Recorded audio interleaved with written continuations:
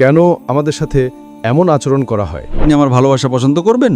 আমাদের এমনভাবে দেখা হয় যেন মুসলিম হওয়ার পর বা ইসলাম গ্রহণের পর আমাদের সমস্ত চীনা পরিচয় ত্যাগ করতে হবে। আমি ডন্ডিকে বেশি ভালোবাসি কারণ সে চীনা। যে চীনারা আবার নামাজ পড়ে নাকি? আমার নাম রিকো, আমি ডেপোক থেকে এসেছি। আমি একজন ব্যবসায়ী বা উদ্যোক্তা। সার্বজনীন ভ্রাতৃত্বের দাওয়াত সম্পর্কে আমার একটি প্রশ্ন আছে। কিছুক্ষণ আগে ডক্টর জাকির নায়েক সূরা হুজুরাতের ১৩ নম্বর আয়াত উদ্ধৃত করেছেন, হে মানবজাতি, আমি তোমাদেরকে একজন পুরুষ ও একজন নারী থেকে সৃষ্টি করেছি। এবং এরপর আরও বলেছেন, আমার প্রশ্ন হলো, আমরা যারা চীনা বংশোদ্ভূত তারা কোথা থেকে জন্মগ্রহণ করেছেন? চীনা বংশোদ্ভূত। কেন আমাদের সাথে এমন আচরণ করা হয়? ঠিক বৈষম্য নয়, কিন্তু এমনটা মনে হয় যেন বলা হচ্ছে যে তুমি ততক্ষণ পর্যন্ত পরিপূর্ণ নও যতক্ষণ না তুমি তোমার চীনা পরিচয় ত্যাগ করছো। এই প্রশ্নটি ইন্দোনেশিয়া সহ বিশ্বের সমস্ত চীনা বংশোদ্ভূতদের পক্ষ থেকে। আমাদের এমনভাবে দেখা হয় যেন মুসলিম হওয়ার পর বা ইসলাম গ্রহণের পর আমাদের সমস্ত চীনা পরিচয় ত্যাগ করতে হবে। এমনকি আমি মসজিদে নামাজ পড়ার সময় মনে কষ্ট পেয়েছিলাম যখন আমাকে বলা হয়েছিল যে চীনারা আবার নামাজ পড়ে নাকি। এই বিষয়ে আপনার মতামত কি? ভাই প্রশ্ন করেছেন যে আলহামদুলিল্লাহ তিনি একজন চীনা নৌ মুসলিম। হ্যাঁ, ইসলাম গ্রহণের পর যখন তিনি সূরা হুজুরাতের 49 নম্বর অধ্যায়ের 13 নম্বর আয়াত সম্পর্কে আমার বক্তৃতা শুনেছেন, তিনি বলছেন চীনা হওয়ার কারণে তিনি বৈষম্যের শিকার হচ্ছেন। তাহলে তার কি করা উচিত? হ্যাঁ ভাই, আপনি যে মুসলিমদের সাথে মিশছেন, যারা আপনার সাথে বৈষম্য করছে, তারা ভালো মুসলিম নয়। ঠিক। আমি যদি জানতে পারি আপনি একজন অমুসলিম যিনি ইসলাম গ্রহণ করেছেন, আমি আপনাকে আরও বেশি ভালোবাসবো। এবং আমি আপনাকে ভালোবাসি ভাই। হ্যাঁ হ্যাঁ, আমি আপনাকে একজন জন্মসূত্রে মুসলিমের চেয়েও বেশি ভালোবাসবো। তাহলে কি আপনি আমার ভালোবাসা পছন্দ করবেন? অবশ্যই হ্যাঁ। সুতরাং আপনাকে বুঝতে হবে, যাদের জ্ঞানের অভাব আছে তারাই এমনটা করে। আমার জন্য মাশাআল্লাহ একজন চীনা মুসলিম, মাশাআল্লাহ, আমি আপনার সাথে আরও ভালো ব্যবহার করব, আরও খুশি হব, যাতে আপনি দিনের উপর অটল থাকেন। একদম ঠিক। তাহলে কেন কেউ আপনাকে চীনা হওয়ার কারণে বৈষম্য করবে? কেন? এর মানে হলো আপনি যাদের মুসলিম বলছেন, যারা আপনার সাথে বৈষম্য করছে তাদের কোরআনের সঠিক জ্ঞান নেই। এটা খুবই স্বাভাবিক বিষয়। এমনকি ভারতেও কিছু গ্রাম আছে যেখানে মানুষ মনে করে, ও আমরা শক্তিশালী, আমরা সাইয়েদ, আমরা শেখ। কিসের সাইয়েদ আর কিসের শেখ? আমি আপনাকে আগেই বলেছি, এই আয়াতটি বলে যে শ্রেষ্ঠত্বের একমাত্র মাপকাঠি হলো তাকওয়া।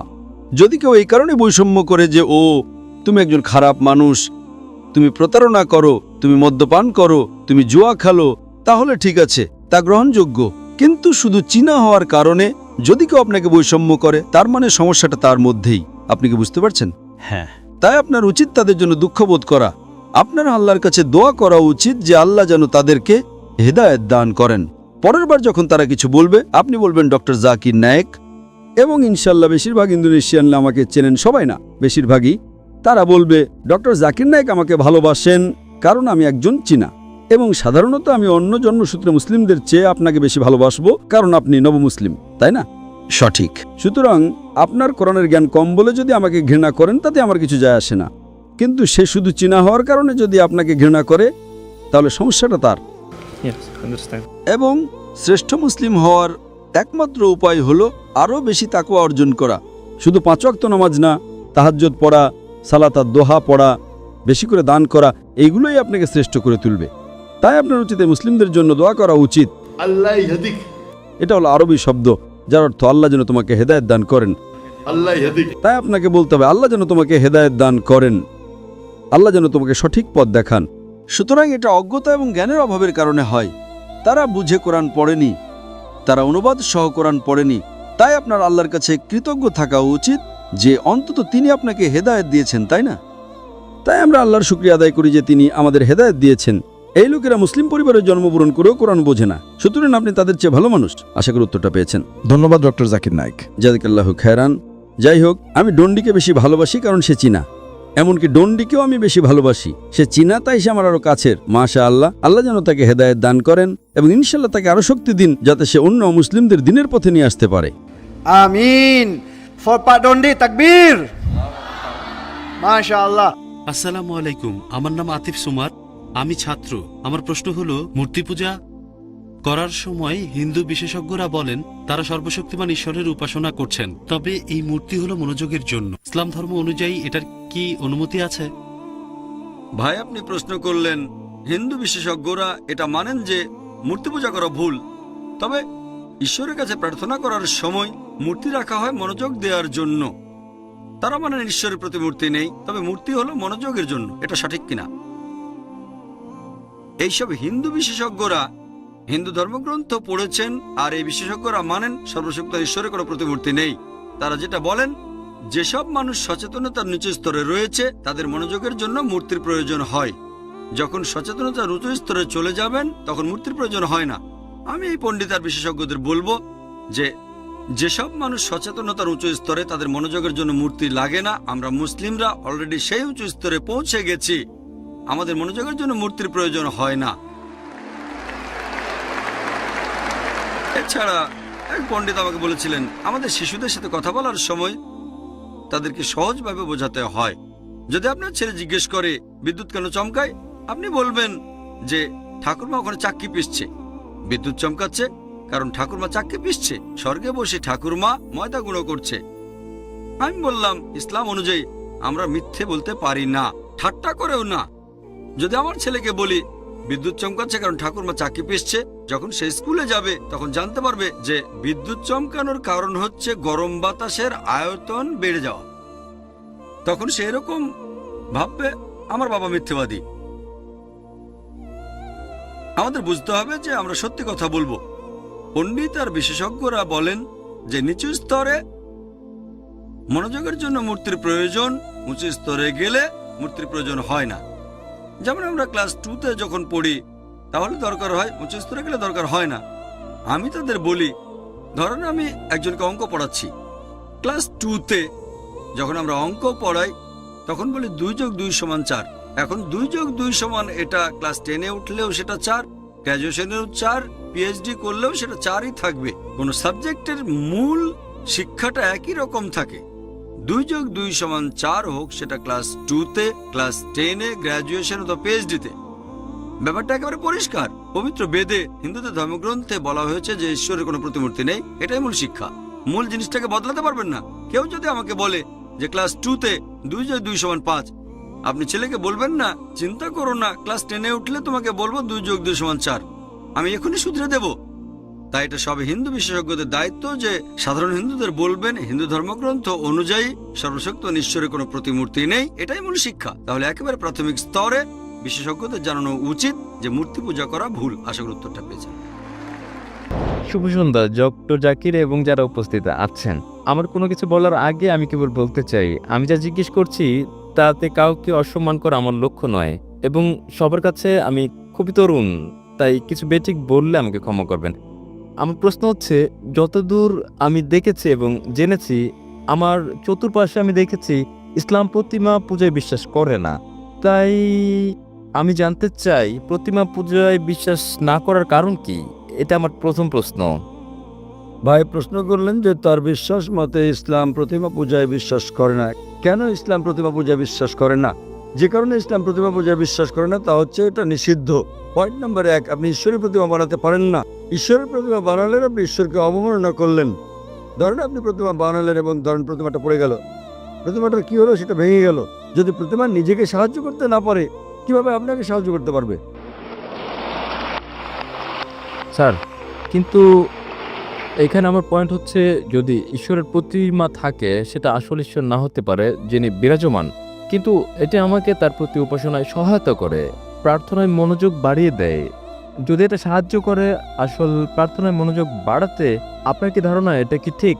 ভাই বলছেন যে সে প্রতিমা যদি ঈশ্বরের প্রতি মনোনিবেশে সহায়তা করে সেটা কি তার জন্য ভালো নয়? কিন্তু ঈশ্বর যখন বলছেন আমার প্রতিমা বানিও না, তবুও কি আপনি বলবেন এটা স্রষ্টাকে মনোনিবেশে সাহায্য করে? এটা কি ঠিক না ভুল?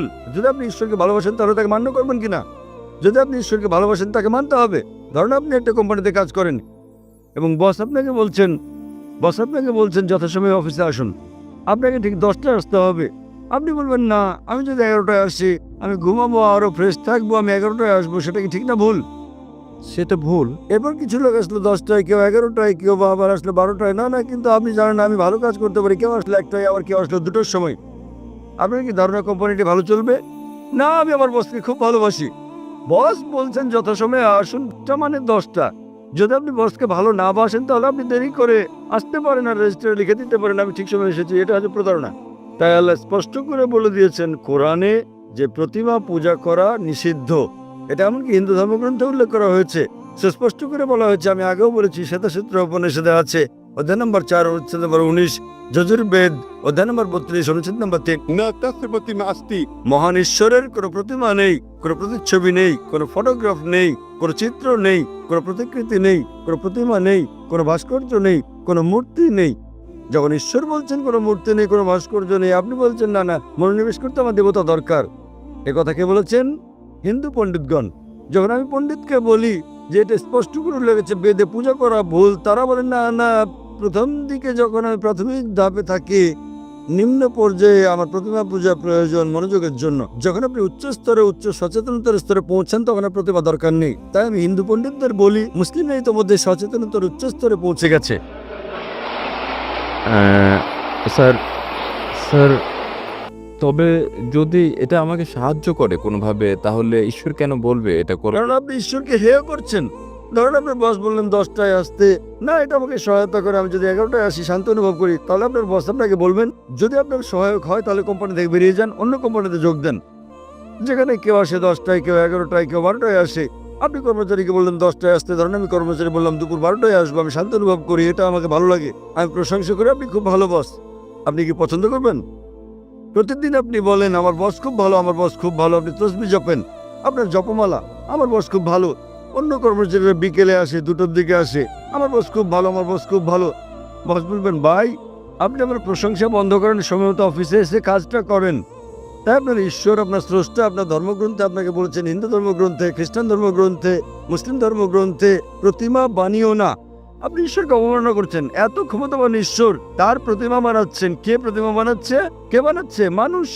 তখন ঈশ্বর বলবেন আমি মানুষ জাতিকে বানিয়েছি, এখন মানুষই বানাচ্ছে আমাকে। কি বোকামি এটা! স্যার কেন আপনি করেন? না, না। যখন ঈশ্বর আপনাকে বলছেন প্রতিমার প্রয়োজন নেই, প্রতিমা ছাড়া ঈশ্বরের প্রতি মনোনিবেশ করো। স্যার আমরা ঈশ্বরকে সৃষ্টি করছি না। আমরা যখন প্রতিমা গড়ি এবং আমি ভাবি আমরা তাকে হেয় করছি না। যখন আমরা প্রতিমা বানাই, এটা কেবলই তার একটি আকৃতি বানানো এবং আমার ধারণা এটা তারই অংশ বিশেষ। যদি এটা সেখানে থাকে না। বেদে উল্লেখ আছে? স্যার আমি হিন্দু নই, আমি বেদে বিশ্বাস করি না। তাহলে কি আপনি খ্রিস্টান? আমি যৌন। জৈন। জৈনরা কি ঈশ্বরে বিশ্বাস করে? হ্যাঁ তা করে। আপনি কি আপনাদের জৈন মতবাদ জানেন?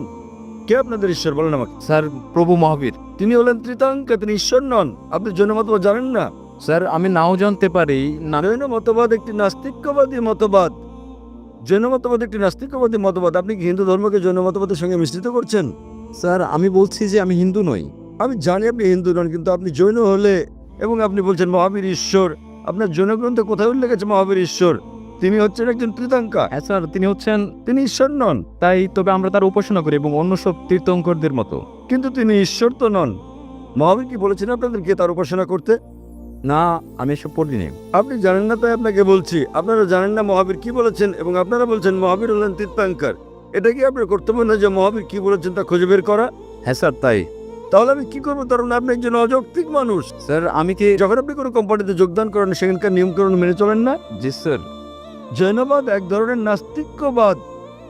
তাই তারা বিশ্বাস করে যে যারা জীবন লাভ করে তাদের মৃত্যু, জন্ম জন্ম মৃত্যু, জন্ম মৃত্যু হয়। যদি আপনি চক্রমুক্ত হন, যখন আপনার কোনো ইতিবাচক নেতিবাচক দিক থাকে না, তখন আপনি লাভ করেন নির্বাণ। জৈনবাদ অনুসারে 24 জন মোক্ষ অর্জন করেছেন। জি স্যার। এবং মহাবীর হচ্ছেন 24তম তীর্থঙ্কর। জি স্যার। 24তম। স্যার। তিনি ঈশ্বর নন। স্যার তার মানে আপনি আপনার মহাবীরকে চেনেন না, জৈনবাদ সম্পর্কে জানেন না। কিভাবে আমি আপনার সঙ্গে জৈনবাদ নিয়ে কথা বলি? স্যার আমি এখানে তা বলছি না স্যার। আমি যা জানতে চাই তা হচ্ছে যে প্রতিমা পূজা।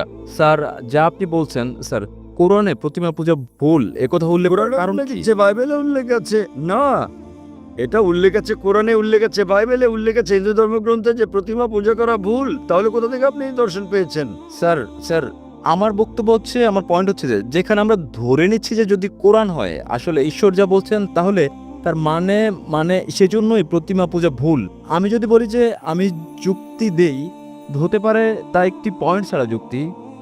তবু যদি আমি বলি যে কোরআন ঈশ্বরের বাণী নয়, তাহলে কি আসল যুক্তি যে প্রতিমা পূজা ভুল? খুব ভালো, তাহলে আপনাকে বলতে হবে কোনটা ঈশ্বরের বাণী। যদি কোরআন ঈশ্বরের বাণী না হয় তাহলে কোনটা ঈশ্বরের বাণী বলেন আমাকে। স্যার আমি জানি না, আমি জানি, আপনি আমাকে অনুসরণ করেন। যদি আপনি না জানেন তো শিক্ষককে জিজ্ঞেস করেন। একজন ছাত্র বলছে শিক্ষককে 2+2=4 নয়, শিক্ষক বললেন কত বলছে আমি জানি না। কিন্তু স্যার আমি যদি জবাবে সন্তুষ্ট না হই? যদি আপনি সন্তুষ্ট না হন তাহলে কারণ সেটাই। আপনি কি আমার আগের উত্তর কখনো শুনেছেন, আমার ভিডিও দেখেছেন? না স্যার, এই প্রথম আমি আপনার বক্তৃতা শুনছি। আচ্ছা, আপনি কি আমার আগের উত্তর শুনেছেন যা আমি বিজ্ঞান সম্পর্কে এক নাস্তিককে বলেছি? আপনি কি মনোযোগ দিচ্ছেন? স্যার হতে পারে সে সময় আমি হলে ছিলাম না। আপনি কি সে উত্তরটা হচ্ছে, যদি আপনি না থেকে থাকেন আমি অনুরোধ করি আপনি যান এবং দেখুন আমার ভিডিও ক্যাসেট কোরআন কি আল্লাহর বাণী, আমার ডিভিডি। ওকে নামটা কোরআন বলবেন? কি নামটা কি আবার বলবেন? কোরআন কি ঈশ্বরের বাণী? কোরআন কি ঈশ্বরের বাণী?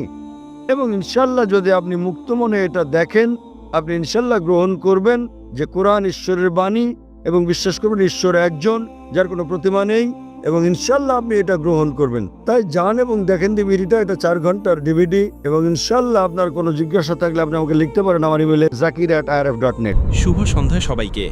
আমার নাম রিকি সেটিয়াওয়ান। আমি বগুর থেকে এসেছি এবং বর্তমানে একজন বিজনেস অ্যানালিস্ট হিসেবে কাজ করছি, এবং আমি একজন অজ্ঞেয়বাদী। স্যার, আপনি এর আগে অনেকবার বলেছেন যে কোরআন নিখুঁতভাবে নির্ভুল, অন্যান্য ধর্মগ্রন্থের মতো নয়। কিন্তু এত নিখুঁতভাবে সংরক্ষিত হওয়ার পরেও মুসলমানরা এর ব্যাখ্যা নিয়ে নিজেদের মধ্যে ভিন্নমত পোষণ করে, ঠিক যেমন ইহুদি, খ্রিস্টান, হিন্দু এবং অন্যরা তাদের নিজ নিজ ধর্মগ্রন্থ নিয়ে করে থাকে। তাহলে শেষ পর্যন্ত কে ঠিক করবে কোন ব্যাখ্যাটি সঠিক, এবং আমরা কিভাবে নিশ্চিত হতে পারি যে আমরা সত্যি ঈশ্বরকে খুঁজছি, শুধুমাত্র আমাদের পূর্বের বিশ্বাসের সমর্থন খুঁজছি না? আর যদি ভালোবাসা, নম্রতা শিখে একজন মুসলিমের চেয়ে ঈশ্বরের বেশি নিকটবর্তী হতে পারে, এটা কি সম্ভব যে এমন কোনো ব্যক্তি কি ঈশ্বরের নিকটবর্তী হতে পারে যে মুসলিম নয়? ভাই প্রশ্ন করেছেন যে আমি বিশ্বাস করি কোরআন ঈশ্বরের বাণী, এটি নিখুঁত, এতে কোনো ভুল নেই, কিন্তু তারপরেও এর বিভিন্ন ব্যাখ্যা রয়েছে। এটি আপনার প্রশ্নের প্রথম অংশ। দ্বিতীয় অংশ হলো, এমন কোনো ব্যক্তি কি ঈশ্বরের নিকটবর্তী হতে পারে যে মুসলিম নয়? এটি আপনার দ্বিতীয় প্রশ্ন, তাই তো? হ্যাঁ স্যার। প্রথম অংশের ব্যাপারে বলি, কোরআন হলো আল্লাহ সুবহানাহু ওয়া তাআলার বাণী।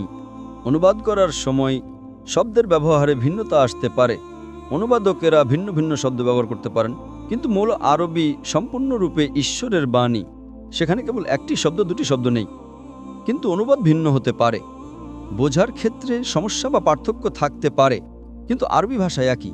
যখন কোনো পার্থক্য দেখা দেয়, যদি একটা আয়াতে দুটি অর্থ হতে পারে, তখন আপনাকে শরণাপন্ন হতে হবে হাদিসের, যা নবীর বাণী। হাদিস হলো কোরআনের তাফসির। তাই যখন আমরা সহিহ হাদিস পড়ি, তখন সহিহ হাদিস আমাদের আরও তথ্য দেয়। যদি একটা আয়াতের দুটি অর্থ হতে পারে, তখন আমরা হাদিসে যাই এবং যাচাই করি। হাদিসে আমরা তাফসির পাই। কোরআনের তাফসির বা ব্যাখ্যা হলো হাদিস, এতে আরও বিস্তারিত বিবরণ রয়েছে। সুতরাং আপনি যদি হাদিস ভালোভাবে জানেন, তাহলে একটি আয়াতের দুটি অর্থ থাকলেও হাদিস আপনাকে বলে দিলে কোন অর্থটা সঠিক। আবার অনেক সময় উভয় অর্থই সঠিক হতে পারে। আপনার দ্বিতীয় প্রশ্নে আসি, যে ব্যক্তি মুসলিম নয় সে কি ঈশ্বরের বেশি নিকটবর্তী হতে পারে? মুসলিম শব্দের সংজ্ঞা কি? মুসলিম মানে হলো সেই ব্যক্তি যে সর্বশক্তিমান ঈশ্বরের কাছে নিজের ইচ্ছাকে সমর্পণ করে। অমুসলিম হলো এমন একজন ব্যক্তি যে ঈশ্বরের কাছে নিজের ইচ্ছাকে সমর্পণ করে না। সুতরাং আপনার প্রশ্নটি হলো, যে ব্যক্তি ঈশ্বরের কাছে নিজের ইচ্ছাকে সমর্পণ করে না, সে কি এমন ব্যক্তির চেয়ে ঈশ্বরের বেশি নিকটবর্তী হতে পারে যে নিজের ইচ্ছাকে ঈশ্বরের কাছে সমর্পণ করে? আপনি কি আমার কথা বুঝতে পেরেছেন? আপনার প্রশ্নটি আমার কাছে হলো, একজন অমুসলিম কি পারে? অমুসলিম মানে যে ঈশ্বরের কাছে নিজের ইচ্ছাকে সমর্পণ করে না, সে কি এমন ব্যক্তির চেয়ে ঈশ্বরের বেশি নিকটবর্তী হতে পারে যে নিজের ইচ্ছাকে ঈশ্বরের কাছে সমর্পণ করে? আপনি আপনার প্রশ্নের উত্তর দিতে পারবেন। হ্যাঁ স্যার। তাহলে আপনি কি আপনার প্রশ্নের মাঝখানে বিভ্রান্তি বা সমস্যাটি বুঝতে পেরেছেন? হ্যাঁ। তার মানে উত্তরটি হলো না। তার মানে যে ব্যক্তি অমুসলিম, যে ব্যক্তি ঈশ্বরের কাছে নিজের ইচ্ছাকে সমর্পণ করে না, সে কখনোই এমন ব্যক্তির চেয়ে ঈশ্বরের বেশি নিকটবর্তী হতে পারে না যে নিজের ইচ্ছাকে ঈশ্বরের কাছে সমর্পণ করে। একজন অমুসলিম কখনোই একজন মুসলিমের চেয়ে ঈশ্বরের বেশি নিকটবর্তী হতে পারে না। আপনি উত্তর পেয়েছেন? ঠিক আছে ভাই, আপনি এক ঈশ্বরে বিশ্বাস করেন? আমি ঈশ্বরের একত্ববাদী বিশ্বাস করি। মাশাআল্লাহ। আপনি কি বিশ্বাস করেন যে নবী মুহাম্মদ ঈশ্বরের দূত? আমি বিশ্বাস করি মোহাম্মদ ঈশ্বরের কর্মীদের মধ্যে একজন, আমাদের মতোই, যিনি ঈশ্বরের ব্যবস্থা চালাতে সাহায্য করেন। তিনি অবশ্যই একজন মানুষ, কিন্তু আমি জিজ্ঞেস করছি আপনি কি বিশ্বাস করেন তিনি ঈশ্বরের একজন দূত? হ্যাঁ, তিনি ঈশ্বরের দূতদের মধ্যে একজন। মাশাআল্লাহ। হ্যাঁ, তিনি একজন। আরও অনেক দূত আছেন, শত শত হাজার হাজার। ভাই, ইসলামে দুটি জিনিস প্রয়োজন। এক, বিশ্বাস করা যে ঈশ্বর এক। আপনি কি যিশুকে ঈশ্বর মনে করেন? না। মাশাআল্লাহ। আপনি কি বিশ্বাস করেন যিশু ঈশ্বরের দূত? হ্যাঁ, তিনি ঈশ্বরের দূতদের একজন। খুব ভালো। ইসলামে প্রবেশের জন্য একজন ব্যক্তির ন্যূনতম দুটি মানদণ্ড প্রয়োজন।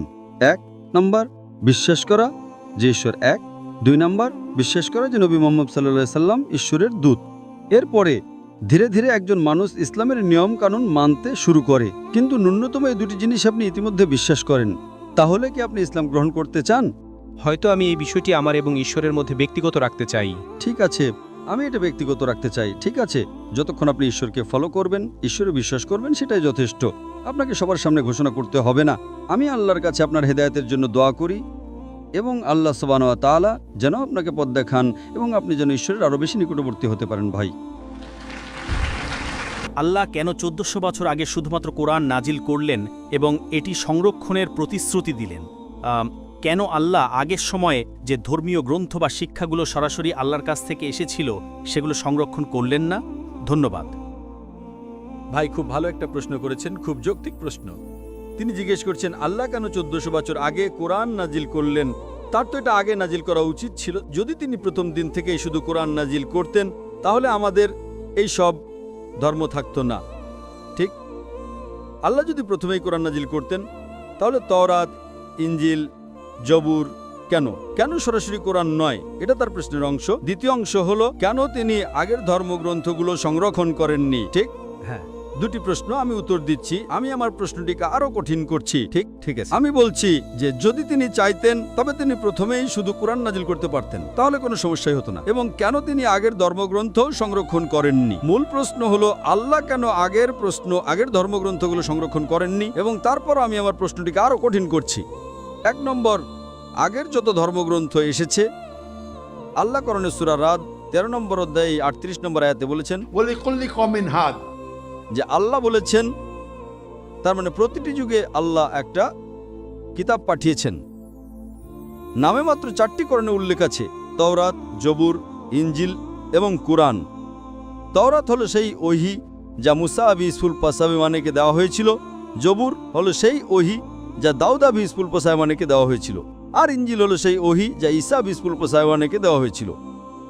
এবং কোরআন হলো সর্বশেষ আর চূড়ান্ত ওহী যা সর্বশেষ আর চূড়ান্ত মুহাম্মদ সাল্লাল্লাহু আলাইহি ওয়াসাল্লামের উপর নাজিল হয়েছিল। নামে মাত্র 4টি উল্লেখ আছে, কিন্তু আরও অনেক ওহী আছে। উদাহরণস্বরূপ সৈফা ইব্রাহিম, অনেক।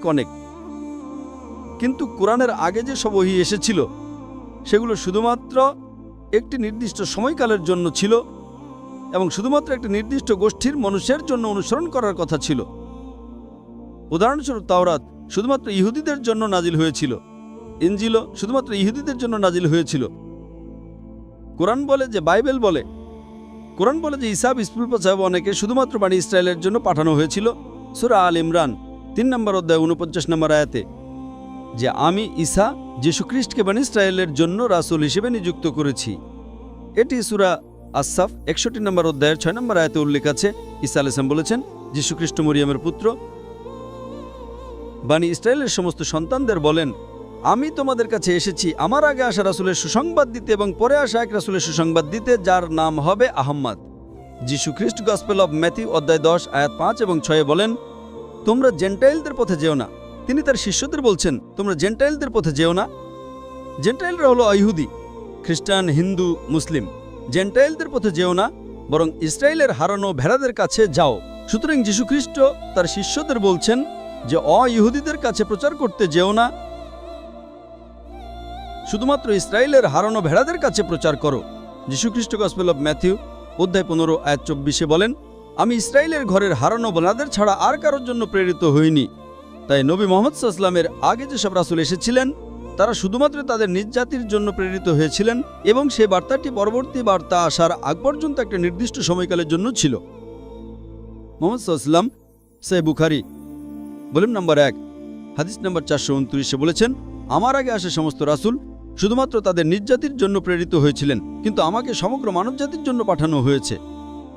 এখন যেহেতু নবী মুহাম্মদ সাল্লাল্লাহু আলাইহি ওয়াসাল্লাম সর্বশেষ আর চূড়ান্ত রাসূল, যেমনটা সূরা আহজাব 33 নম্বর অধ্যায় 40 নম্বর আয়াতে উল্লেখ আছে, মা কানা মুহাম্মাদুন আবা আদম মির রিজালিকুম ওয়ালাকিন রাসূলুল্লাহ ওয়া খাতামিন নবিয়্যিন ওয়া কানা আল্লাহু বিকুল্লি শাইইন আলিমা। যে মুহাম্মদ তোমাদের কোনো পুরুষের পিতা নন, বরং তিনি আল্লাহর রাসূল, তিনি নবীগণের মোহর। আল্লাহ সর্বজ্ঞানী, পরিপূর্ণ জ্ঞানের অধিকারী। এখন যেহেতু নবী মুহাম্মদ সাল্লাল্লাহু সাল্লাম সর্বশেষ আর চূড়ান্ত রাসূল, তিনি শুধুমাত্র মুসলিম বা আরবদের জন্য প্রেরিত হননি। আল্লাহ কোরআনে সূরা আম্বিয়া 21 নম্বর অধ্যায়ে 107 নম্বর আয়াতে বলেছেন, वमा अरसलनाका इल्ला रहमतुल आलमीन। যে আমরা তোমাকে সৃষ্টি জগতের জন্য রহমত বা করুণা ছাড়া আর কিছুই হিসেবে পাঠাইনি, সমস্ত মানুষের জন্য রহমত হিসেবে, সমস্ত জগৎগুলোর জন্য রহমত হিসেবে। আল্লাহ তার বার্তা পুনরাবৃত্তি করেন সূরা ফাতির অধ্যায় নম্বর 35 আয়াত নম্বর 28। वमा अरसलनाका इल्ला काफतल लिन्नास बशीरा व नज़ीरा वलाकिन्न अक्सर ला यालमून। যে আমরা তোমাকে সুসংবাদদাতা এবং পাপের বিরুদ্ধে সতর্ককারী হিসেবে সার্বজনীন রাসূল হিসেবে ছাড়া আর কিছু হিসেবে পাঠায়নি, কিন্তু তবু অধিকাংশ মানুষ তা জানে না। এখন যেহেতু কোরআন সর্বশেষ আর চূড়ান্ত ওহী, এটা শুধুমাত্র মুসলিম বা আরবদের জন্য পাঠানো হয়নি, এটা সমগ্র মানবজাতির জন্য পাঠানো হয়েছে। এটা উল্লেখ আছে সূরা ইব্রাহিম 14 নম্বর অধ্যায় 1 নম্বর আয়াতে, সূরা ইব্রাহিম 14 নম্বর অধ্যায়ে 52 নম্বর আয়াতে, সূরা বাকারা 2 নম্বর অধ্যায় 185 নম্বর আয়াতে এবং সূরা জুমার 39 নম্বর অধ্যায় 41 নম্বর আয়াতে যে কোরআন সমগ্র মানবজাতির জন্য প্রেরিত। তাই যেহেতু অন্য সব ধর্মগ্রন্থ ইনন্তকালের জন্য ছিল না, আল্লাহ সুবহানাহু ওয়া তাআলা সেগুলোকে সংরক্ষণ করার উপযুক্ত মনে করেননি। ঠিক, যদি বার্তাটি বৈধ না থাকতো তাহলে সেটাকে সংরক্ষণ করার প্রয়োজন কি? তাই যখন মানুষ বার্তাকে পরিবর্তন করে ফেলেছিল, আল্লাহ নতুন বার্তা আর নতুন রাসূল পাঠিয়েছিলেন। কিন্তু যেহেতু কোরআন সর্বশেষ আর চূড়ান্ত বার্তা সমগ্র মানবজাতির জন্য, আল্লাহ সুবহানাহু ওয়া তাআলা সূরা হিজরাতে 15 নম্বর অধ্যায় 9 নম্বর আয়াতে বলেছেন, আমরা কোরআন নাজিল করেছি এবং আমরা এটাকে বিকৃত থেকে রক্ষা করব। তো এটা আপনার প্রশ্নের উত্তর যে আল্লাহ কেন সংরক্ষণ করেননি। আমরা নাম ধরে 4টি ওহীর কথা জানি, 3টি কোরআনের আগে এসেছিল, কিন্তু আরও অনেক ছিল। কিন্তু যেহেতু সেগুলো সময়বদ্ধ ছিল আর বার্তাটি অনন্তকালের জন্য ছিল না, আল্লাহ তাকে সংরক্ষণ করা উপযুক্ত মনে করেননি। এখন সেই প্রশ্নে আসি যেটা আমি নিজে উপস্থাপন করেছিলাম, তাহলে আল্লাহ কেন প্রথমে কোরআন নাজিল করলেন না? যদি আল্লাহ প্রথমেই শুধু কোরআন নাজিল করতেন তাহলে অন্য কোনো ওহী নাজিল না করলেই সব একই হতো। কিন্তু এর উত্তর হলো আল্লাহ সুবহানাহু ওয়া তাআলা মানুষের সৃষ্টিকর্তা, তিনি মানুষকে খুব ভালো জানেন। এর উত্তর বাইবেলের গসপেল অফ জন অধ্যায় 16 আয়াত নম্বর 12 থেকে 14। যীশুখ্রিস্ট বলেছেন, আমার তোমাদের অনেক কিছু বলার আছে, কিন্তু তোমরা এখন সেটা সহ্য করতে পারবে না। যখন সেই সত্যের আত্মা আসবেন, তিনি সমস্ত সত্যের দিকে পথ দেখাবেন। তিনি নিজে থেকে কিছুই বলবেন না, যা শুনবেন তাই বলবেন, আর তিনি আমাকে মহিমান্বিত করবেন। কারণ যীশুখ্রিস্ট বার্তাটি জানতেন, কিন্তু তিনি জানতেন যে মানুষটা বুঝতে পারবে না। তাই সর্বশক্তিমান আল্লাহ জানতেন যে কোরআনের বার্তা গ্রহণ করার মতো মানুষ তখনও যথেষ্ট উন্নত ছিল না। সেই কারণে এটি 5000 বছর আগে বা 4000 বছর আগে বা 3000 বছর আগে নাজিল করা হয়নি। 1400 বছর আগে আল্লাহ সুবহানাহু ওয়া তাআলা বললেন, এখনই সঠিক সময় যখন মানুষ চূড়ান্ত ওহী গ্রহণ করতে পারবে। কে বলেছিল? যীশুখ্রিস্ট বাইবেলের গসপেল অফ জন অধ্যায় 16 আয়াত নম্বর 12 থেকে 14। যীশুখ্রিস্ট বলেছিলেন, আমার তোমাদের অনেক কিছু বলার আছে, কিন্তু তোমরা এখন সেটা সহ্য করতে পারবে না। অন্য রাসূলরাও একই কথা বলেছেন, বৌদ্ধ ধর্মগ্রন্থেও একই কথা আছে। বুদ্ধ বলেছিলেন, জরথ্রিস্ট বলেছিলেন, যে কোনো রাসূল অন্য একজন রাসূল আসতে চলেছে। মুসা আলাইহিস সালামের ডিউটেরোনমির অধ্যায় 18 আয়াত 18তে একই কথা বলেছিলেন। তাই আল্লাহ জানতেন যে মানুষ এটা গ্রহণ করতে পারবে না, বুঝতে পারবে না। 100 বছর আগে এটা পরিষ্কার করা কঠিন ছিল। তাই আল্লাহ বললেন, এটাই হলো সঠিক সময় যখন মানুষ এটা গ্রহণ করতে পারবে। তাই তিনি বার্তা নাজিল করলেন আর বললেন যে তিনি এটাকে বিকৃত থেকে রক্ষা করবেন।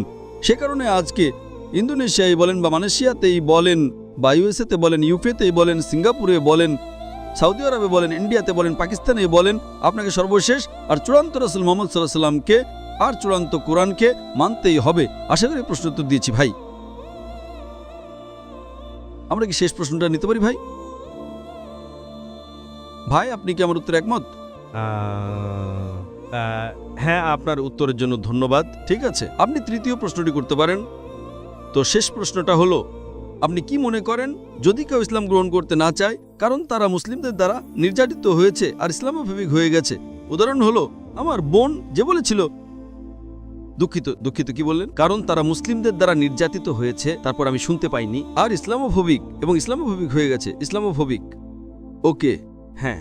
উদাহরণ হলো আমার বোন যাকে তার ইসলাম ধর্ম শিক্ষার শিক্ষক বলেছিলেন যে অমুসলিমদের রক্ত হালাল, অমুসলিমদের রক্ত হারাম, হ্যাঁ, অমুসলিমদের রক্ত হালাল, হ্যাঁ, সে মনে করে যে মুসলিমরা অমুসলিমদের মারতে পারে।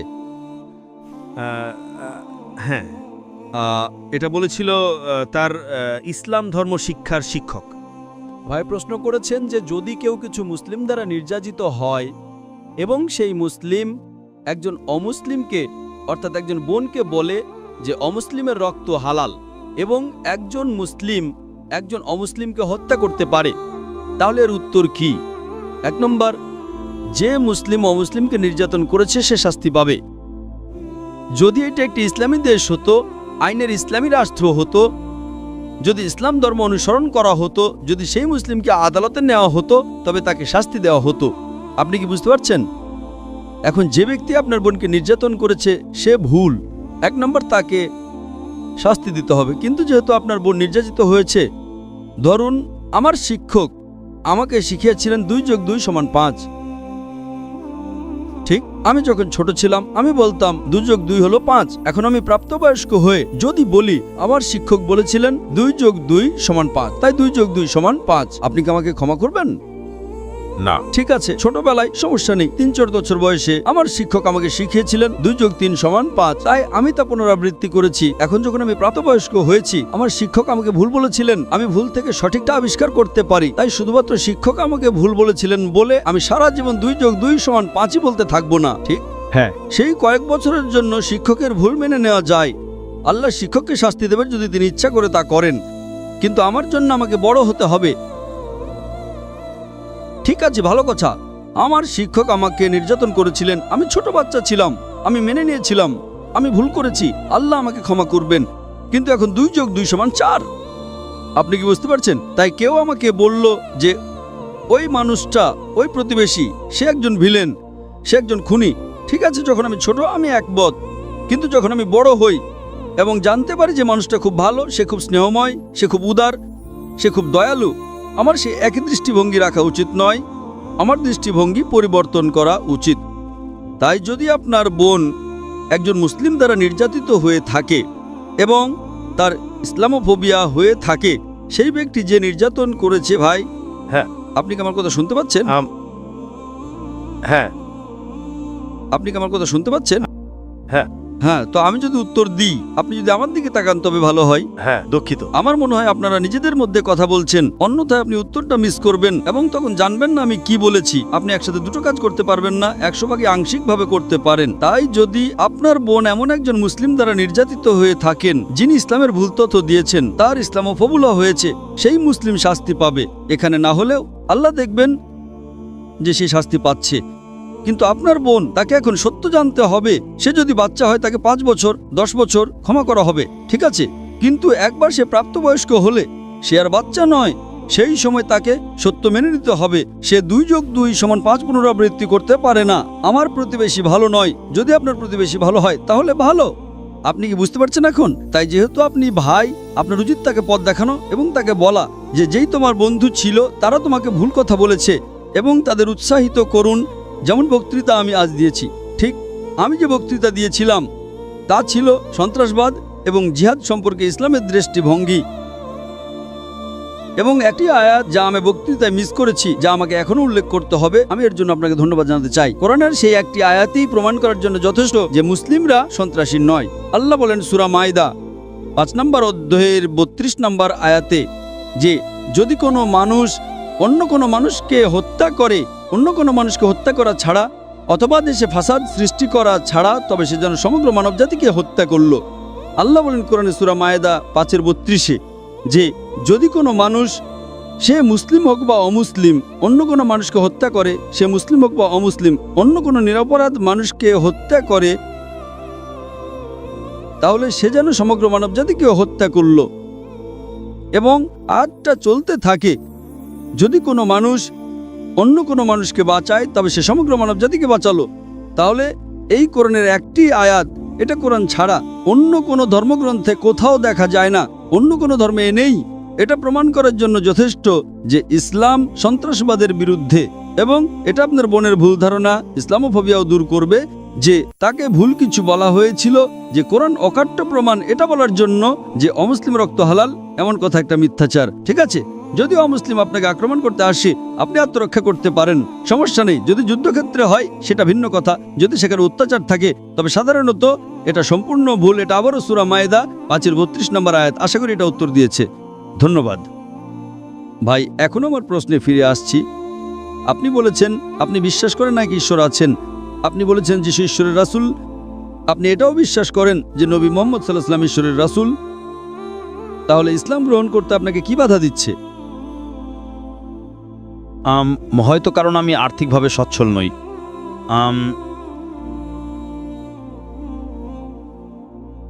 ভাই, মুসলিম হতে কি আপনাকে ধনী হতে হবে? না। কোরআনে কি কোনো মানদণ্ড আছে যে মুসলিম হতে হলে আপনাকে ধনী হতে হবে? আমাদের প্রিয় নবী মুহাম্মদ সাল্লাল্লাহু আলাইহি ওয়াসাল্লাম বলেছেন যে একজন ধনী ব্যক্তির চেয়ে একজন দরিদ্র ব্যক্তির পক্ষে জান্নাতে যাওয়া সহজ। আপনি কি এটা জানেন? হ্যাঁ।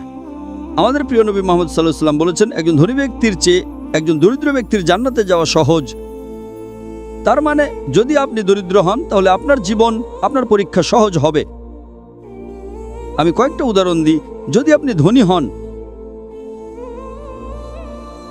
আল্লাহ কোরআন এবং বিভিন্ন হাদিসে বলেছেন যে আপনাকে যাকাত দিতে হবে।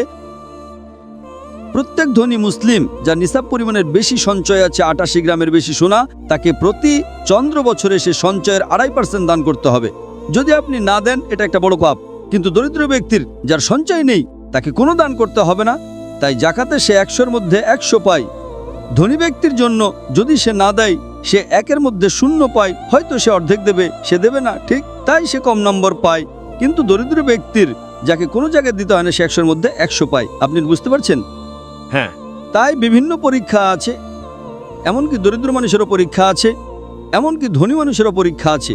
কিন্তু ধনী মানুষের পরীক্ষা কঠিন। এবং এক প্রিয় নবী মুহাম্মদ সাল্লাল্লাহু আলাইহি ওয়াসাল্লাম, আপনি জানেন তিনি বলেছেন যে আপনাকে দান করতে হবে। তাই এক সাহাবী জিজ্ঞেস করলেন, ইয়া রাসূলুল্লাহ, আমরা কিভাবে দান করতে পারি? তাই তিনি বলেন যে বাজারে যাও এবং আল্লাহর জিকির করো, আল্লাহর নাম নাও, ইল্লাল্লাহ, এবং বলো আলহামদুলিল্লাহ। তাহলিল এটা বাজারে সোনা বিতরণ করার মতো। যদি আপনি বাজারে উচ্চ স্বরে আল্লাহর প্রশংসা করেন তাহলে আপনি সোনা বিতরণকারী ধনী ব্যক্তির চেয়ে বেশি সওয়াব পাবেন। ভাই, আপনি কি কোনো ধনী ব্যক্তিকে বাজারে সোনা বিতরণ করতে দেখেছেন? আপনি কি দেখেছেন? না। না, আমিও দেখিনি, আমি কখনো দেখিনি। এখানে এক নবী বলছেন একজন দরিদ্র মানুষ যার কোনো সম্পদ নেই, সে যদি আল্লাহর প্রশংসা করে এবং বাজারে তাহলিল বলে, আল্লাহু আকবার, আল্লাহু আকবার, লা ইলাহা ইল্লাল্লাহ, ওয়াল্লাহু আকবার, আল্লাহু আকবার, ওয়া লিল্লাহিল হামদ, সে আল্লাহর প্রশংসা করে, তাহলিল বলে, হামদ বলে, নবী বলেছেন ধনী ব্যক্তির সোনা বিতরণ করার চেয়ে আপনি বেশি সওয়াব পাবেন। তাহলে আমাকে বলুন, ধনী ব্যক্তির জান্নাতে যাওয়া সহজ নাকি দরিদ্রের? দরিদ্রের। তাই এই কারণেই ধনীদের চেয়ে গরিব মানুষ বেশি ইসলাম গ্রহণ করে। আপনি হয়তো নবীর সাহাবী বেলাল রাদিয়াল্লাহু আনহুর গল্প শুনেছেন, যিনি একজন দাস, কৃষ্ণাঙ্গ দাস। তারা তাকে নির্যাতন করেছিল। তারা তাকে বলেছিল, বলো এক খোদা নেই। তিনি তবুও বলেছিলেন আহাদ, এক। নবী বলেছেন, যদি কেউ তোমাকে নির্যাতন করে তাহলে তুমি শিরক করতে পারো যতক্ষণ ঈমান আছে। তিনি বললেন, না, আমি তবুও আল্লাহ বলবো। আপনি বুঝতে পারছেন? দরিদ্র মানুষ, তাকে জান্নাতের প্রতিশ্রুতি দেওয়া হয়েছে। আপনি কি বুঝতে পারছেন? হ্যাঁ। তাই সম্পদ ইসলাম গ্রহণ না করার জন্য কোনো মানদণ্ড হওয়া উচিত নয়। আসলে যদি আপনি দরিদ্র হন, প্রত্যেক ধনী ব্যক্তিকে জাকাত দিতে হবে। 8টা শ্রেণী আছে, সূরা তাওবা অধ্যায় 9 আয়াত 60। 8টা শ্রেণী। ফুকারাদের দাও। আমি যদি ধনী হই, প্রতি বছর আমাকে আমার সম্পদের, আমার সঞ্চয়ের ন্যূনতম 2-2.5% দান করতে হবে। এবং দরিদ্র মানুষদের ফুকারা একটা শ্রেণী, মাসাকিন আছে অনেক শ্রেণী, 8টা শ্রেণী। তাই মুসলিম হতে কি আপনাকে কর দিতে হবে? না। তাই কেন এটি বাধা দেবে? সেটাই কারণ ধনীদের চেয়ে গরিব মানুষ বেশি ইসলাম গ্রহণ করে। ধনী মানুষদের কর দিতে হবে কি না? হ্যাঁ। জাকাত 2.5%। হ্যাঁ না? না, হ্যাঁ। তাই যদি ধনী লোক বলে আমি বিলিয়নিয়ার, আমি যদি মুসলিম হই আমাকে 2.5% জাকাত দিতে হবে, আমি মুসলিম হচ্ছি না, সে বোকা। কিন্তু কিছু ভুল যুক্তি। কেন একজন দরিদ্র মানুষ ভয় পাবে? আর মাশাআল্লাহ, ইন্দোনেশিয়ার মতো দেশে 87% মুসলিম। অনেক মানুষ আপনাকে রক্ষা করার জন্য প্রস্তুত। কেন আপনি ভয় পাবেন? আপনাকে কি বাধা দিচ্ছে ভাই? হ্যাঁ আমি একমত। ও হ্যাঁ আমি একমত। মাশাল্লাহ ভাই, আমি আপনাকে ভালোবাসি। ধন্যবাদ। আমি আপনাকে ভালোবাসি এবং আমি চাই আপনি সঠিক পথে আসুন। তাই আমরা যদি একমত হই, আপনি কি শাহাদা বলতে চান? দুঃখিত, আমি কি এটা ক্যামেরার আড়ালে করতে পারি? আপনি কি এটা করতে পারেন ক্যামেরার আড়ালে? সমস্যা নেই, জনসমক্ষে বলাটা ফরজ নয়, জনসমক্ষে বলাটা ফরজ নয়। ধন্যবাদ। যতক্ষণ আপনি আপনার অন্তরে আপনার আর আল্লাহর মধ্যে এটি বলছেন ততক্ষণ এটি যথেষ্ট। তাই আমি আপনাকে অভিনন্দন জানাচ্ছি ভাই, এবং বুঝতে পারছি যে আপনি মাস্ক পরেছেন করোনার জন্য নয়। হয়তো আপনি প্রকাশ করতে চাননি, আর সেটা সম্পূর্ণ ঠিক আছে। আপনি যদি আপনার পরিচয় গোপন রাখতে চান কারণ আপনি মনে করেন কেউ আপনার ক্ষতি করতে পারে ইত্যাদি, এটা ইসলামে পুরোপুরি গ্রহণযোগ্য। আপনাকে জনসমক্ষে এটি বলতে হবে না। যতক্ষণ আপনি বার্তাটা পেয়েছেন আমি খুশি। আমি আপনার কাছে বার্তাটা পৌঁছে দিয়েছি। আল্লাহ ইনশাল্লাহ আপনাকে আমরা হেদায়েত দিন। আল্লাহ আপনাকে এই দুনিয়ার সর্বোত্তম দান করুন। আল্লাহ আপনাকে জান্নাত দান করুন। আর আল্লাহ আপনাকে অন্যদের ইসলামের কাছাকাছি আনতে সাহায্য করুন। আমিন। আপনি যদি বক্তৃতার পরে গ্রিন রুমে আমার সাথে দেখা করতে চান তবে আপনাকে স্বাগতম। এমনকি আপনি যদি আমার সাথে দেখা নাও করতে চান সমস্যা নেই।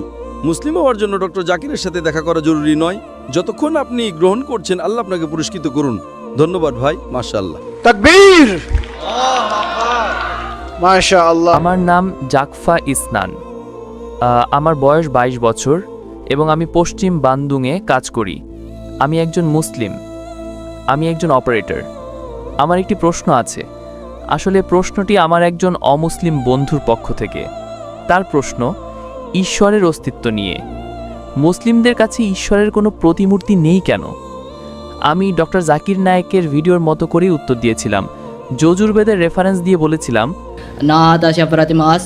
তার কোনো প্রতিমূর্তি নেই, বা সংস্কৃতি যেমন বলা হয় চিত্র, ছবি বা মূর্তি নেই। কিন্তু সে পাল্টা প্রশ্ন করে, এটা কি যৌক্তিক যে তুমি এমন একজনের উপাসনা করছো যাকে তুমি দেখতে কেমন তা জানোই না? ধন্যবাদ।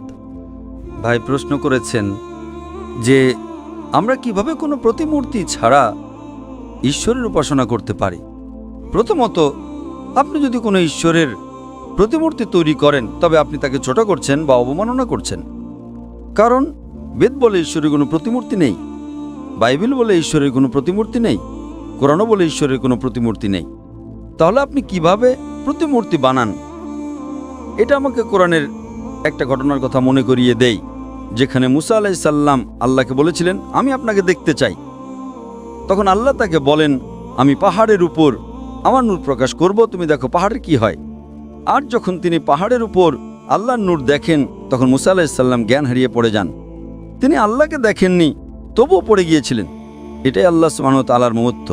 আপনি প্রশ্ন করেছেন কিভাবে প্রতিমূর্তি ছাড়া আল্লাহর উপাসনা করা যায়। হ্যাঁ, আপনি যাকে শুনিয়ে ভাবতে চান তার জন্য ছবি থাকাটা আবশ্যক নয়। উদাহরণস্বরূপ, বিশ্বাস করার জন্য ছবি থাকাটা জরুরি নয়। ধরুন কেউ আপনাকে বলল আমেরিকা খুব সুন্দর একটি দেশ এবং আপনি সেখানে যেতে চান, তাহলে সেখানে যাওয়ার জন্য কি আমেরিকার ছবি দেখা আবশ্যক? না। সব কিছু আবশ্যক নয়। বিশেষ করে আমরা ইসলাম এবং অন্যান্য ধর্ম বিশ্বাস করি যে আল্লাহ সুবহানাহু ওয়া তাআলা এতটাই মহান যে এই জীবনে আপনি তাকে দেখতে পারবেন না, পরকালে দেখতে পারবেন যদি আপনি জান্নাতে চান। সুতরাং উপাসনার জন্য ছবি থাকা আবশ্যক নয়। আমরা কি করি? আমরা আল্লাহ সুবহানাহু ওয়া তাআলার নির্দেশনা অনুসরণ করি। আমরা যখন ইবাদত করি তখন কিয়ামে দাঁড়াই, রুকু করি, সিজদা করি। যখন আপনি সিজদা করেন তখন আপনি আল্লাহ সুবহানাহু ওয়া তাআলার সামনে প্রণত হন এবং বলেন যে তিনিই সর্বশ্রেষ্ঠ। কারণ আমাদের শরীর আমাদের নিয়ন্ত্রণে, আমাদের মন সরাসরি আমাদের নিয়ন্ত্রণে নয়। সুতরাং যখন আপনি সিজদা করেন আপনি শরীরের সবচেয়ে উপরের অংশ কপাল মাটির সবচেয়ে নিম্নের অংশে রাখছেন এবং বলছেন সুবহানা রাব্বিয়াল আলা, মহিমান্বিত আমার প্রভু যিনি সর্বোচ্চ। সুতরাং এটা একটি উপাসনার রূপ। যখন আমরা আল্লাহ সুবহানাহু ওয়া তাআলার উপাসনা করি আমরা আল্লাহ সুবহানাহু ওয়া তাআলার বাণী পুনরাবৃত্তি করি, আলহামদুলিল্লাহি রাব্বিল আলামিন, সমস্ত প্রশংসা আল্লাহর যিনি বিশ্বজগতের প্রতিপালক।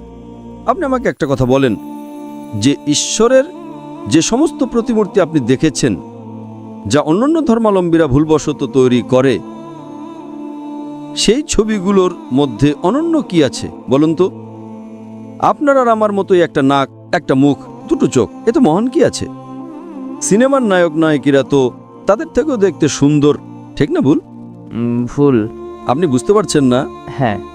সিনেমায় যে নায়কদের দেখেন তারা কি ঈশ্বরের ছবিগুলোর চেয়ে দেখতে সুন্দর নয়? হ্যাঁ। তারা যে ছবি দেখে উপাসনা করে তাতে এমন কি আছে যেটা তাকে ঈশ্বর বানায়? আমি যদি সেই ছবি দেখি আমার তো উপাসনা করতে ইচ্ছে করবে না, কারণ সে তো আমার মতোই দেখতে, ঠিক? হ্যাঁ। আমি কেন এমন একজনের উপাসনা করব যার গুণাবলী আমার মতোই? একটা নাক, একটা মুখ, দুটো চোখ, এ তো অনন্য কি আছে? আল্লাহ বলেন ওয়াল্লাম ইয়াকুল্লাহু কুফুয়ান আহাদ, এবং তার সমতুল্য কিছুই নেই। যে মুহূর্তে আপনি ঈশ্বরকে এই পৃথিবীর কোনো কিছুর সাথে তুলনা করতে পারবেন সেদিন থেকে তিনি আর ঈশ্বর নন। এটাই তার সংজ্ঞা। ইসলামে আল্লাহর সংজ্ঞা হলো তার মতো কিছুই নেই।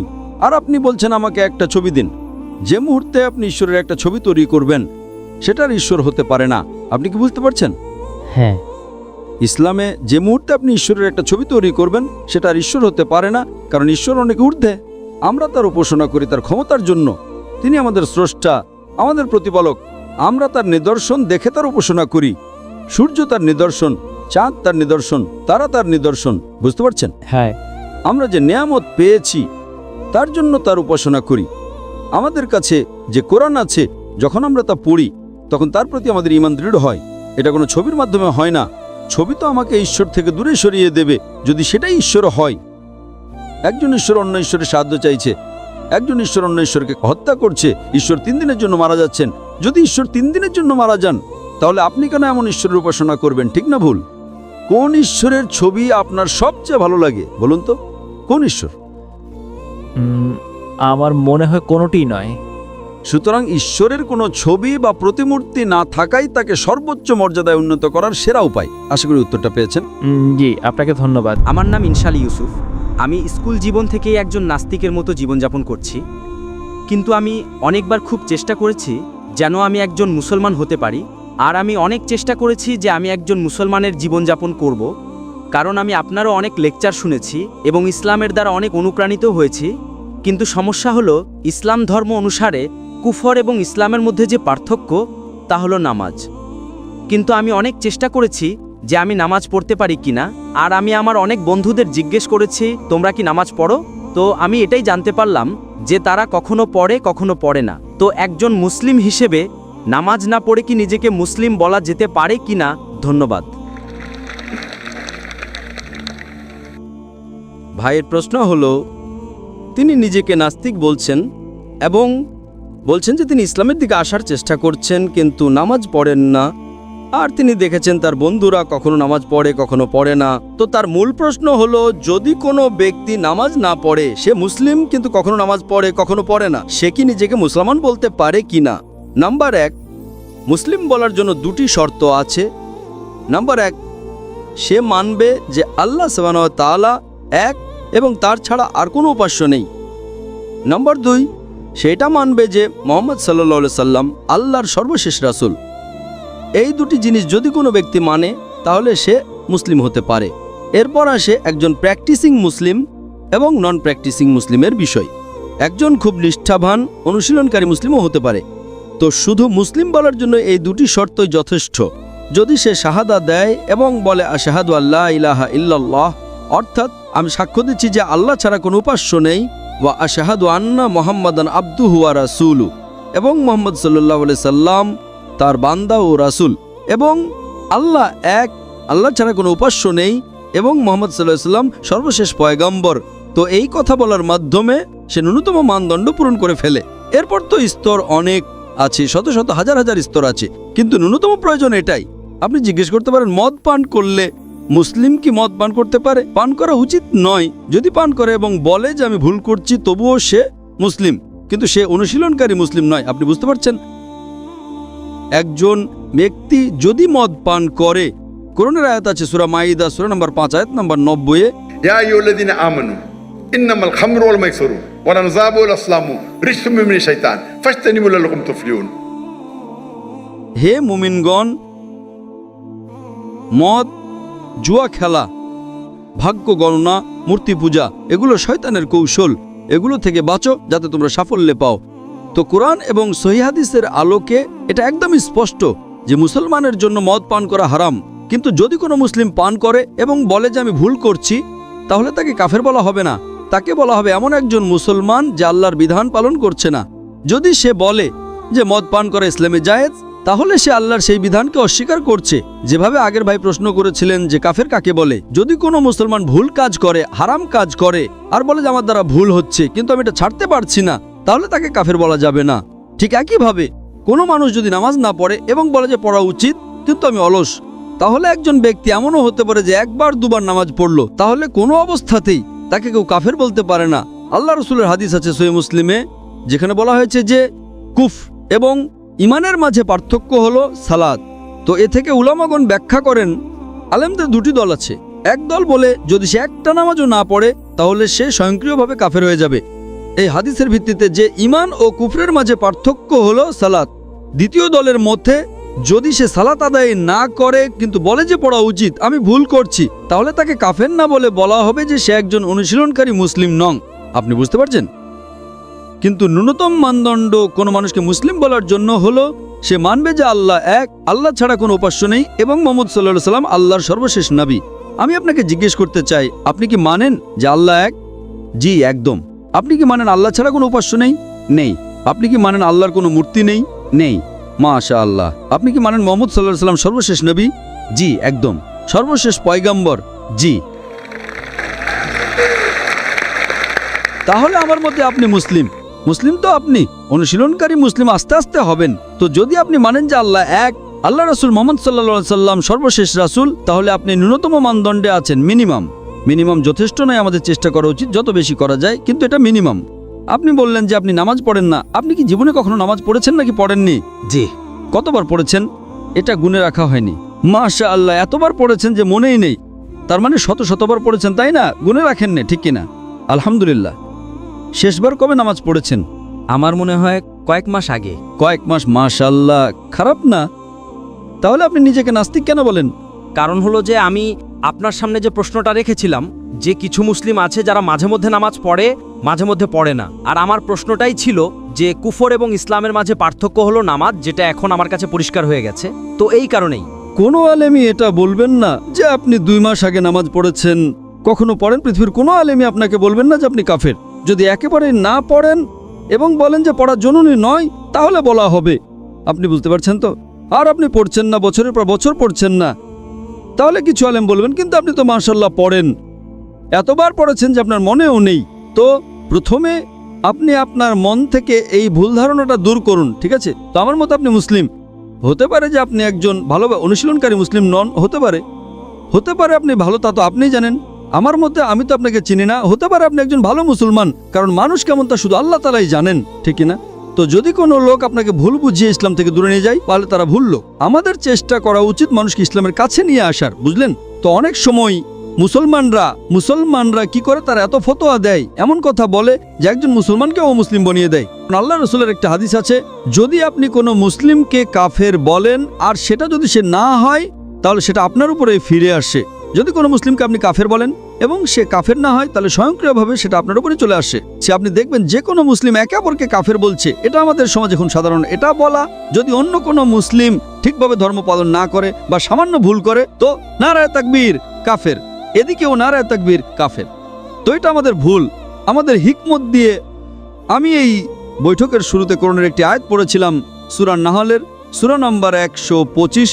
উদু ইলা সাবিলি রাব্বিকা বিল হিকমা ওয়াল মাউযাতিল হাসনা ওয়াজাদিল বিল্লাতি আহসান। আপনি আপনার রবের পথে হিকমত এবং উত্তম উপদেশের মাধ্যমে আহ্বান করেন এবং তাদের সাথে সর্বোত্তম পন্থায় বিতর্ক করুন। মানুষকে ডাকুন, আল্লাহর পথে মানুষকে ডাকুন হিকমত দিয়ে এবং উত্তম কথার সাথে, এবং তাদের সাথে কথা বলুন, তাদের সাথে বিতর্ক করুন উত্তম পন্থায়। আপনি বুঝতে পারছেন তো? আমি চাইবো যে আপনি আমার একটা লেকচার শুনেন, সালাদ দ্য প্রোগ্রামিং টুয়ার্ডস রাইচাসনেস, উর্দুতেও আছে। সালাদ সঠিক পথ দেখায়। ইনশাল ভাই তিনি এখন শাহাদা পাঠ করতে চান। মাশাআল্লাহ, তাকবীর তাকবীর। আসসালামু আলাইকুম, আমার নাম অজয়। আমার প্রশ্ন হচ্ছে, জান্নাতে যাবার জন্য ইসলাম গ্রহণ করা কি আবশ্যক?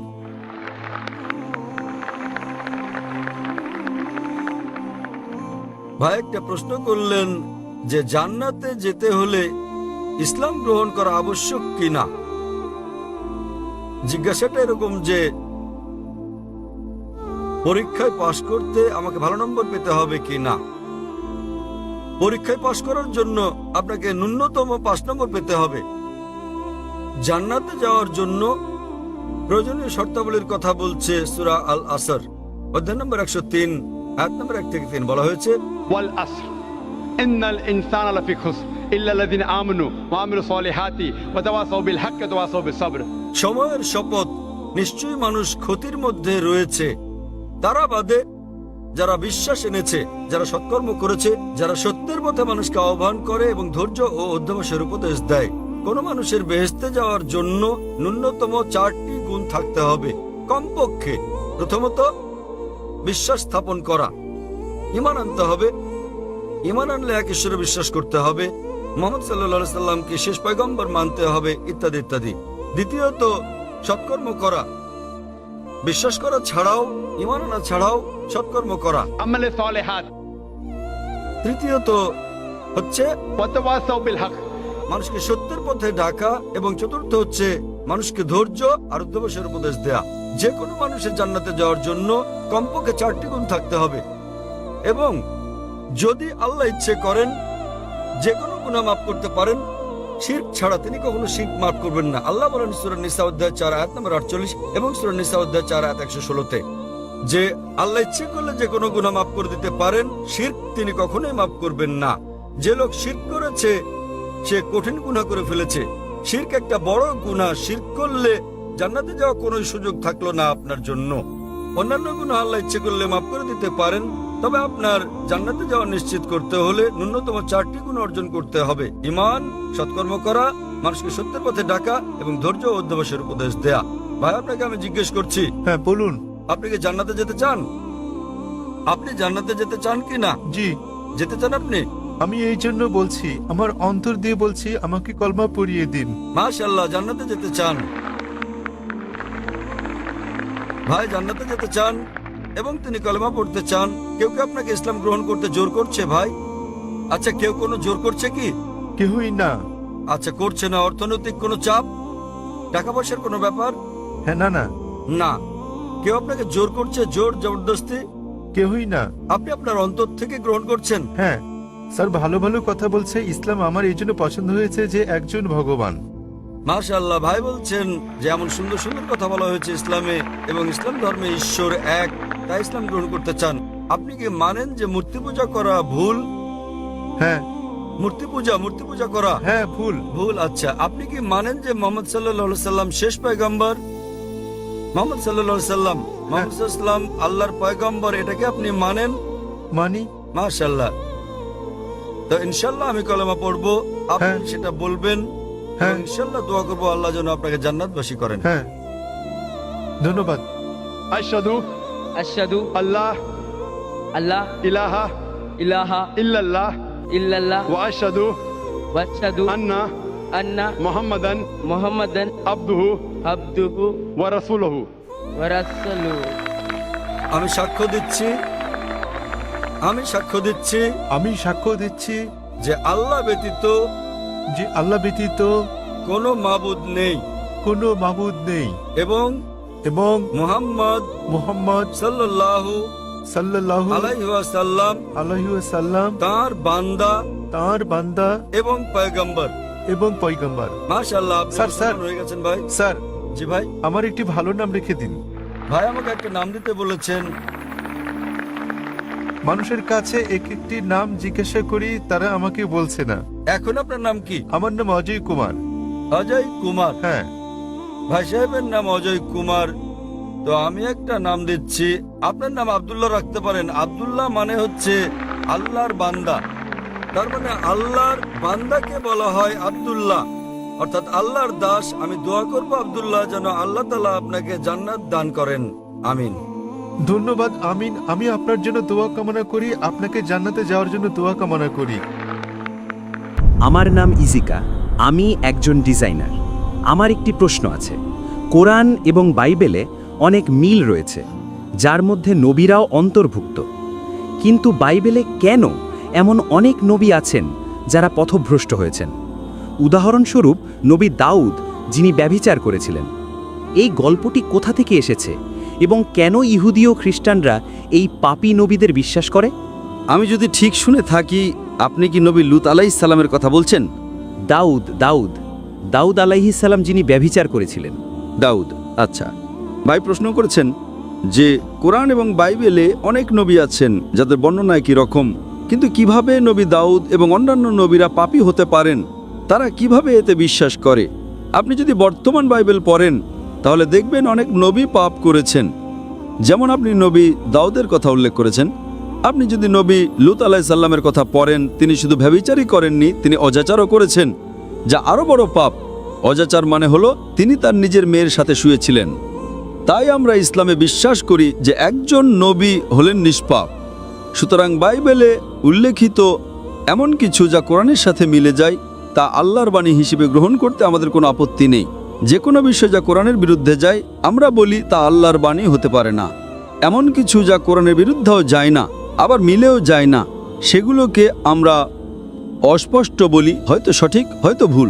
নবী দাউদের পাপ করা, নবী লূত আলাইহিস সালামের অজাচার করা, এগুলো কোরআনের বিরুদ্ধে যায়, তাই আমরা এগুলোকে আল্লাহর বাণী হিসেবে মানি না। সুতরাং এটি বাইবেলের মধ্যে একটা প্রক্ষেপণ, এটি একটা বানোয়াট কাহিনী, এটি একটা মন গড়া বিষয়। আমরা বলি বাইবেলের এই অংশ যেখানে বলা হয়েছে যে লূত আলাইহিস সালাম অজাচার করেছেন, তার মেয়ের সাথে শুয়েছেন, অথবা দাউদ আলাইহিস সালাম ব্যভিচার করেছেন, তা ভুল। এটি আল্লাহর বাণী নয় এবং আমরা এর সাথে একমত নই।